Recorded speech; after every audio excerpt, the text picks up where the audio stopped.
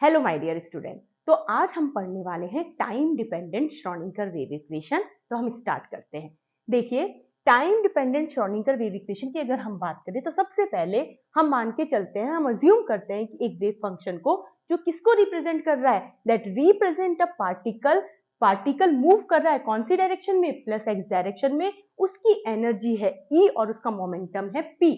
तो हम कह सकते हैं let us assume a wave function that represent a particle moving in plus x direction with energy E and momentum P। और इसके लिए जो वेव फंक्शन हमारे पास में आता है फॉर एक्स डायरेक्शन के लिए, और हमारे पास में t टाइम पे A exponential iota kx minus omega t आप लोगों को पता है। ठीक है, आगे बढ़ते हैं k जिसकी वैल्यू 2 पाई अपॉन लैम्डा हो जाती है। इसके बाद अभी हमने लास्ट लेक्चर में देखा था लैम्डा की वैल्यू हो जाती है h अपॉन p। हमें पता है लैम्डा की वैल्यू को अगर मैं यहाँ पुट कर दूं तो k इक्वल्स टू 2 पाई, और ये हमारे पास में आ गई लैम्डा की वैल्यू। ओके, अब हमें पता है h dash is equals to होता है h अपॉन 2 पाई। ठीक है, h dash equals to h upon 2 pi, value को मैं यहाँ पुट कर दूं तो k इक्वल्स टू हो जाएगा हमारे पास में p अपॉन h डैश। ठीक है, h अपॉन 2 पाई की जगह मैंने h डैश रख दिया है। इसी तरीके से सेम अगर हम आगे बढ़े ओमेगा इक्वल्स टू होता है 2 पाई न्यू, आप लोगों को पता है। इसके बाद अगर मैं बात करूं एनर्जी E इक्वल्स टू होती है h न्यू, तो न्यू की वैल्यू हमारे पास में हो गई E अपॉन h। इस वैल्यू को मैं यहाँ पुट कर दूं तो 2 पाई E अपॉन h जाएगा E omega equals to E upon h dash. ठीक है, अब जो हमारे पास में ओमेगा की वैल्यू निकल के आई है, दिख रही है आप लोगों को सभी को, और हमारे पास में किसकी वैल्यू निकल के आई है, के की वैल्यू। इन दोनों वैल्यूज को पुट कर देंगे हम अपनी इस इक्वेशन के अंदर, तो क्या हो जाएगा psi x t is equals to a exponential, ठीक है, आयोटा, और ये हमारे पास में हो गया के की वैल्यू को पुट किया p upon h cross x minus omega की वैल्यू को पुट कर दिया, ये ओमेगा की वैल्यू पुट कर दी t, और ये हमारे पास में आ गई इक्वेशन। ठीक है, अब मैं h डैश को कॉमन ले सकती हूँ बाहर, तो a एक्सपोनेंशियल रीराइट करने पर iota cross px minus e। ठीक है, इसे हम नाम दे देते हैं इक्वेशन नंबर 1। ओके, इसको करेंगे डिफरेंशिएट करेंगे विथ रिस्पेक्ट टू टाइम, हम इसको करेंगे। देखिए, विथ रिस्पेक्ट टू टाइम आपको डिफरेंशिएट करना है। आप लोग कीजिए इक्वेशन 1 जो हमारी निकल के आई है, इसको मैं भी करती हूँ, आंसर लेके आते हैं हम लोग। तो हमने इसको डिफरेंशिएट किया, मैं यहाँ साई लिख देती हूँ, साई, ठीक है, एक्स टी चल रहा है हमारे पास, यही हमारी मेन इक्वेशन हो गई। तो del psi upon del T equals to, आप इसको डिफरेंशिएट कीजिए, ए एक्सपोनेंशियल, और ये हो गया iota H cross P x minus E T, और साथ में क्या आ जाएगा आयोटा एच क्रॉस, और ई टी को करेंगे तो माइनस ई हमारे पास में आ जाएगा। ठीक है, अब इसके बाद में हम क्या कर सकते हैं, अब हम इसको, ये जो इक्वेशन है ये किसकी इक्वेशन है, ये किसकी वैल्यू है, साई की। ये देखिए किसकी वैल्यू निकल के आ रही है, साई की। तो मैं पुट कर दूं यहाँ पे del psi upon del T equals to iota H cross minus I जाएगा आगे ई। अगर मैं रीराइट करूं ई साई को लेके तो मेरे पास हो जाएगा E psi is equals to हो जाएगा del psi upon del t, ठीक है, यहाँ माइनस है और एच क्रॉस अपॉन आयोटा। ठीक है, अब मैं क्या करूं, अब मैं इस इक्वेशन को बोथ साइड से मल्टीप्लाई कर देती हूँ आयोटा से। देखिए किस तरीके से, ये हमारे पास में हो जाएगा E psi is equals to minus del psi upon del T, और एच क्रॉस, यहाँ भी आयोटा और नीचे भी हमारे पास में हो गया आयोटा, तो पहले ही था एक तो और एक और हो गया। ठीक है, और आपको पता है या नहीं भी पता तो आपको पता होना चाहिए कि जो आयोटा स्क्वायर होता है ना, इसकी वैल्यू होती है -1। आप लोग नोट कर सकते हैं। तो यहाँ पे फाइनली हमें क्या इक्वेशन मिल जाएगी, E psi equals to del psi upon del T, ये आयोटा स्क्वायर हो गया आपके पास में, जिसकी वैल्यू कितनी हो गई -1, तो ये हो गया हमारे पास में एच क्रॉस आयोटा। ठीक है, प्लस में वैल्यू आ जाएगी क्योंकि माइनस माइनस क्या हो गया प्लस। आयोटा स्क्वायर की वैल्यू आपको याद रखनी है कितनी होती है, -1। ठीक है, ये हमारे पास में हो गया हमने इसको डिफरेंशिएट कर दिया विथ रिस्पेक्ट टू, इसके रिस्पेक्ट में कर दिया हमने इसको differentiate with respect to time, और ये ही हमारी बन के आ रही है इक्वेशन नंबर 2 हमारे पास में बन के आ रही है। और मैं आपको बता दूं कि जो हमारे पास में ये जो del upon del T H cross I होता है, इसे कहा जाता है एनर्जी ऑपरेटर कहा जाता है। ठीक है, इसे कौन सा ऑपरेटर कहा जाता है? एनर्जी ऑपरेटर इसको कहा जाता है। अब आगे फर्दर हम इसको डिफरेंशिएट करेंगे विथ रिस्पेक्ट टू, यस बिल्कुल सही, एक्स के रिस्पेक्ट में। आप लोग सब किसको डिफरेंशिएट करेंगे? हमारी मेन इक्वेशन कौन सी थी? मैंने स्टार लगा रखे हैं, इक्वेशन 1 को अब आप डिफरेंशिएट करेंगे विथ रिस्पेक्ट टू एक्स। अब अपन शुरू करते हैं। देखिए आप साथ के साथ करते जाइए, क्योंकि मैं इसको बार बार मुझे रब करना रहेगा। स्टार्ट करते हैं। तो डिफरेंशिएट हमें करना है, इक्वेशन कौन सी है? 1, और किसके रिस्पेक्ट में? विथ रिस्पेक्ट, हम इसको शॉर्ट में लिख देते हैं, विथ रेस्पेक्ट टू एक्स। ठीक है, तो हो गया del psi upon del S is equals to A, और इसके बाद हमारे पास में ये इक्वेशन 1 ए एक्सपोनेंशियल, और ये हमारे पास में आयोटा एच क्रॉस, और ये हो गया P x minus E T. ठीक है, इनटू, अब पी एक्स को अगर मैं एक्स के रिस्पेक्ट में कर रही हूँ, पहले तो कॉन्स्टेंट ये टर्म आ गई एज इट इज, अब हमारे पास में क्या रह गया? Iota H cross into P. ठीक है, अब क्या करना है हमारे पास में? ये सब हो गया। ये किसकी वैल्यू है? अगेन आपके पास में साई की वैल्यू, वेव फंक्शन है, तो हम इसको रीराइट करें, del psi upon del S is equals to iota H cross p psi, हमारे पास में बन के आ जाएगा। क्लियर है? ये हमारे पास में आ गया। अब हम क्या करेंगे, ये जो हमारे पास में इक्वेशन निकल के आई, इस इक्वेशन की अब हम दोबारा से इसको डिफरेंशिएट करेंगे विथ रिस्पेक्ट टू एक्स। ठीक है, तो इसको वापस से हम क्या करेंगे? डिफरेंशिएट। इक्वेशन हम इसको कह सकते हैं 3, या जो भी कहें ले लीजिए, equation 3 with respect to x. X के रिस्पेक्ट में इसको डिफरेंशिएट करेंगे, क्या हो जाएगा? Del square psi upon del x square is equals to, ये हो गया आयोटा अपॉन एच क्रॉस का स्क्वायर, पी का स्क्वायर, और ये साई। सॉल्व करें तो हो जाएगा, क्योंकि मैंने आपको बताया था आयोटा स्क्वायर की वैल्यू होती है -1, तो यानी इसकी वैल्यू हमारे पास में क्या हो जाएगी? Del square psi upon del x square is equals to, iota square की वैल्यू -1 है, तो हम इसको लिख देंगे minus p square upon h cross square psi. ये हमारे पास में निकल के आ जाएगी। अगर मैं पी स्क्वायर साई की वैल्यू लिखूं तो क्या हो जाएगी? P square psi is equals to मेरे पास में हो जाएगा minus del square psi upon del x square, और ये इधर आ जाएगा एच क्रॉस, तो हमारे पास में हो जाएगा एच क्रॉस स्क्वायर। ठीक है, तो इस तरीके से निकल के आ गई वैल्यू पी स्क्वायर साई की। ठीक है, इसको मैं नाम दे सकती हूँ इक्वेशन नंबर 4 नाम दे सकती हूँ। ओके, अब देखिए हमारे पास में क्या होती है? एनर्जी। टोटल एनर्जी जिसे हम कहते हैं वो क्या होती है? Total energy kinetic energy plus potential energy. Okay, तो total energy equals to kinetic energy क्या हो गई? हाफ एम वी स्क्वायर, और पोटेंशियल एनर्जी को मैंने वी से डिनोट कर दिया। ओके, अब क्या हुआ?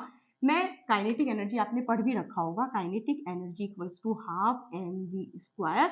अगर मैं इस एम वी स्क्वायर को मल्टीप्लाई कर दूं बोथ साइड एम से, तो क्या हो जाएगा?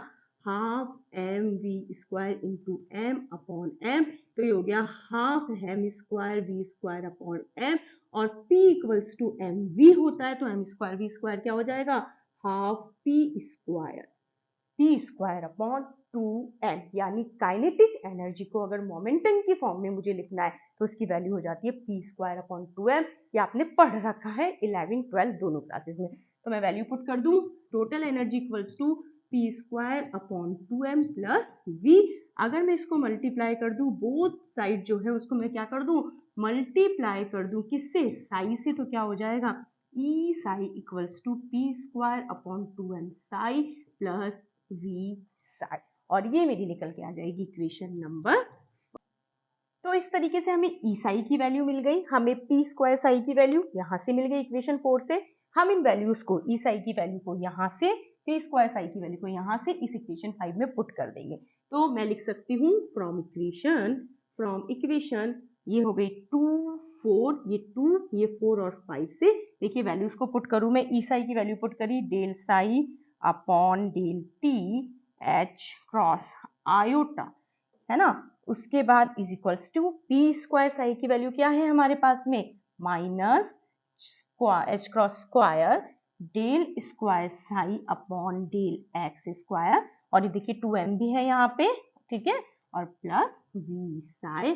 और ये जो इक्वेशन 6 मिली है आपको, इसे ही कहा जाता है टाइम डिपेंडेंट श्रोडिंगर इक्वेशन इसको कहा जाता है, ठीक है।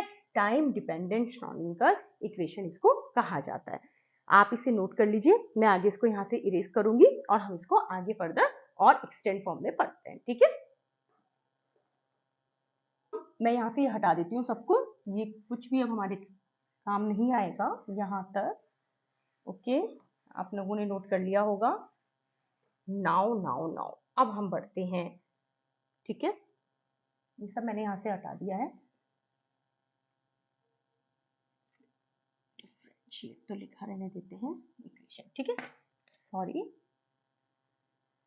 ये सब अगर मैं यहाँ से हटा दूं, ठीक है। तो ये जो निकल के आई है ना टाइम डिपेंडेंट श्रोडिंगर इक्वेशन, ये आपकी निकल के आई है 1D के लिए, ओके। अब हम क्या कह रहे हैं, अगर हमारा जो पार्टिकल है, अगर हमारा पार्टिकल फ्री है, कैसा है, फ्री, तो उसकी पोटेंशियल एनर्जी कितनी हो गई, 0।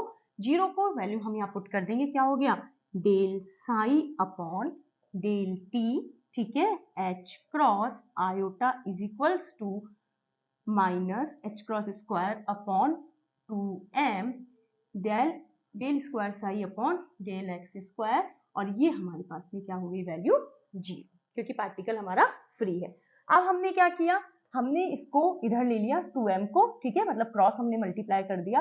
तो देखिए मैंने आपको बताया था del upon del T H cross iota को हम कहते हैं एनर्जी ऑपरेटर, ओके। देखिए मैं आपको बताती हूँ कैसे हम इसको रीराइट करके इस तरह से लिख सकते हैं, 2m upon h cross square, और ये हमारे पास में हो जाएगी एनर्जी, ठीक है, is equals to del square psi upon del x square minus, ठीक है, यहाँ पे ई क्या है energy operator, del upon del T H cross I, इसे कहा जाता है एनर्जी ऑपरेटर, ठीक है।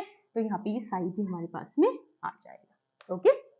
इसे कहा जाता है, तो डेल अपॉन, ये डेल है आपके पास में, del upon del T H cross I, ये हमारे पास में होता है एनर्जी ऑपरेटर। इस एनर्जी ऑपरेटर को मैं यहाँ पुट कर दूं तो हमारे पास में इस तरीके से इक्वेशन बन के आ जाएगी। इसको अगर मैं यहाँ ले आऊं तो क्या हो जाएगा, 2m h cross E psi plus del square psi upon del x square is equals to 0, ठीक है। ये आ गई आपके पास में इक्वेशन नंबर 7, ओके। ये सब हमारे पास में किस में चल रहा है, 1D के अंदर चल रहा है, ठीक है। लेकिन अगर हमें टाइम डिपेंडेंट इक्वेशन निकालनी है 3D में, तो क्या होगा, वापस हमें इस इक्वेशन 6 को ही लेना होगा, ओके। तो हम निकाल रहे हैं इन 3D। आई होप आपको 1D समझ में आ गया होगा। हमने कुछ नहीं लिया था, हमारी एक वेव इक्वेशन थी, तो उस वेव इक्वेशन में हमने k की वैल्यू को पुट किया, उसमें हमने ओमेगा की वैल्यू को पुट किया, हमने उसको डिफरेंशिएट किया विथ रिस्पेक्ट टू टाइम, फिर उसके बाद डबल डिफरेंशिएट किया विथ रिस्पेक्ट टू x हमने किया। हमारे पास में जो वैल्यूज आई, एनर्जी होती है total energy kinetic plus potential, values को पुट किया, और ये टाइम डिपेंडेंट श्रोडिंगर इक्वेशन हमारे पास में आ गई है, ओके। इसके बाद कुछ नहीं है, 1D के अंदर हमने निकाल ली, 3D में अगर हमें निकालना है तो कौन सी इक्वेशन से, फ्रॉम इक्वेशन कौन सी है आपके पास में, अगेन 6, इक्वेशन किससे लेना है हमें, 6 से। देखिए क्या हो जाएगा, del psi upon del t, लेकिन अब यहाँ आ जाएगा r आपके पास में, तो r आ जाएगा, ठीक है, और ये आ गया h cross iota is equals to, ठीक है, क्योंकि ये 1D में थी तो यहाँ पे x था, ठीक है, x और ये t, और यहाँ भी क्या था आपके पास में, x था, t था, और यहाँ भी x था और t था, क्योंकि ये 1D में थी। अब यहाँ x की जगह आ जाएगा r, क्योंकि 3D में चल रहा है हमारा, ठीक है, minus h cross upon 2m, उसके बाद आ जाएगा del square upon del x square, del square upon del y square, plus del square upon del z square, बिल्कुल सही, ठीक है, साई, और ये हमारे पास में r t plus we psi और ये आर टी, ये निकल के आ गई इक्वेशन 3D के अंदर। अब जो हमारे पास में ये है del square upon del x square plus del square upon del y square plus del square upon del z square, इसको हम कह देते हैं एक ऑपरेटर, इस पे लगा दिया, इसे कहा जाता है लैपलॉस ऑपरेटर। क्या कहा जाता है? लैपलॉस ऑपरेटर, ऑपरेटर इसको कहा जाता है। मैं वैल्यू को पुट कर दूं तो क्या हो जाएगा? Del psi upon del t, उसके बाद r t H cross iota is equals to h cross square 2m, और ये हो गया वैल्यू मैं यहाँ पुट कर दूं इसकी लैपलॉस ऑपरेटर की, psi r t plus we psi r t. तो इस तरीके से ये निकल के आ गई। मैं यहाँ से इसको हटा देती हूँ। 3D के अंदर टाइम डिपेंडेंट श्रोडिंगर इक्वेशन, ठीक है। तो ये कौन सी हो गई? 3D में कौन सी? Time dependent Schrodinger, SHRODINGR Schrodinger equation निकल के आ गई है, ठीक है। आगे हम इसको और एक्सटेंड करें, यहाँ से मैं ये सब हटा दूं। आई होप आपको समझ में आ रहा होगा। पूरा मैथमेटिकल कैलकुलेशन चल रही है और कुछ भी नहीं है इसके अंदर, ठीक है। मैं यहाँ से इसको हटा देती हूँ, इसकी भी जरूरत हमें नहीं है। आप साथ के साथ नोट डाउन करते जाइए, इसे नोट कर लीजिए। देखिए ये मैं यहाँ से हटा देती हूँ ताकि आपका क्लियर हो जाए। ये लैपलॉस हमारे पास में क्या होता है? ऑपरेटर, ठीक है, लैपलॉस ऑपरेटर, ये आपको याद रखना है। और हमने इसको यहाँ पे, ठीक है, आरटी, ये हमारे पास में निकल के आ गई 3D में टाइम डिपेंडेंट श्रोडिंगर इक्वेशन। इसमें भी अगर अभी हमारा पार्टिकल फ्री हो जाए तो क्या हो जाएगी? Potential energy zero. आप इसको लिखिए, मैं भी यहाँ लिखती हूँ। तो देखिए इफ पार्टिकल इज फ्री, तो अब हमारे पास में पोटेंशियल एनर्जी क्या हो गई? जीरो। पोटेंशियल एनर्जी जीरो हो गई तो मैं इस इक्वेशन को लिख सकती हूँ del psi upon del T, और ये मेरे पास में आर टी, ठीक है, h cross iota is equals to minus h cross upon 2m, हमने लगा दिया Laplace operator psi r t, और v की वैल्यू क्या हो गई आपके पास में? जीरो। इस तरीके से ये हमारे पास में हो गई 3D के अंदर जब पोटेंशियल एनर्जी क्या हो जाती है? जीरो। ये भी हमारे पास में, आप इसे इक्वेशन नंबर दे सकते हैं। कौन सी इक्वेशन नंबर हो जाएगी हमारे पास में? ये 8। ओके, यहां तक होने के बाद में अब हम एक बार वापस आते हैं इक्वेशन नंबर हमारी किस पे? इस वाली पे, इक्वेशन नंबर 8 पे हम वापस से एक बार आते हैं, ठीक है। देखिए हम क्या लिख सकते हैं इस इक्वेशन नंबर 8 को? फ्रॉम इक्वेशन नंबर 8 हम इस तरीके से लिख सकते हैं, del psi upon del t r t, ठीक है, h cross iota is equals to minus upon 2m del square plus v, मैं इनको साथ में लेके, और मैं साई आर टी को बाहर क्या ले सकती हूँ? कॉमन यहाँ पे ले सकती हूँ। वो भी हम एक ऑपरेटर कह देते हैं। ये जो पूरा का पूरी टर्म है इसे कह दिया जाता है हैमिल्टोनियन ऑपरेटर। कौन सा ऑपरेटर कह देते हैं? Hamiltonian operator. इसको रिप्रेजेंट किया जाता है कैपिटल एस से। और जैसा कि मैंने आपको बताया था कि डेल अपॉन डेल टी, उसके बाद h cross iota del upon del T, और इसे कौन सा ऑपरेटर कहा जाता है? Energy operator. ये मैंने आपको पहले बताया था। मैं वैल्यूज पुट कर दूं तो ये हो गई मेरे पास में, ये देखिए यहाँ से यहाँ तक ये मेरे पास में कौन सा हो जाएगा? ये मेरे पास में साई को हटा के, मैं एक बार साई को हटा देते हैं इसके अंदर, ठीक है, साई नहीं आएगा। तो ये हमारे पास में कौन सा ऑपरेटर हो जाएगा? Energy operator. तो मैं इसको लिख सकती हूँ E psi equals to H psi, और यहाँ भी आर टी, और यहाँ भी 3 डायमेंशन के लिए। तो इस तरीके से ये हैमिल्टोनियन फॉर्म होती है श्रोडिंगर वेव इक्वेशन की, जो कि बहुत ही इंपॉर्टेंट है, E psi equals to S psi. और इस तरीके से time dependent Schrodinger wave equation complete होती है। आप इसे नोट कर लो, समझ लो, बहुत ही सिंपल थी, कहीं कोई डाउट नहीं है होना चाहिए आप लोगों को। और मिलते हैं नेक्स्ट लेक्चर के अंदर टाइम इंडिपेंडेंट श्रोडिंगर इक्वेशन के साथ में। Thank you so much.